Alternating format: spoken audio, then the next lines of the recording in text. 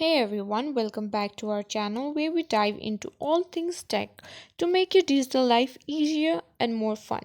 If you're new here, consider subscribing and hitting that bell icon so you never miss our weekly tips and tricks. Today, we're tackling a common question from our community. How do you kick someone from a group chat on Discord? Whether you're cleaning up your server or dealing with a problematic member, it's important to handle the situation smoothly and efficiently. Step 1, open up your Discord. Step 1, first things first, open up Discord. You can do this on your desktop app, web browser, or mobile device.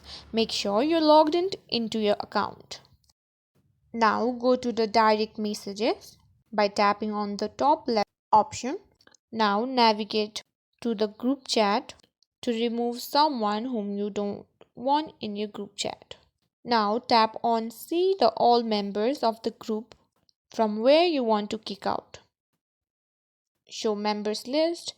Now right click on the user's name you wish to remove. A drop down menu will appear with several options. Look for the kick option or remove from the group option. Click on it. And that's all there is to it. Remember, kicking someone should be a last resort. Always try to resolve conflicts amicably if possible.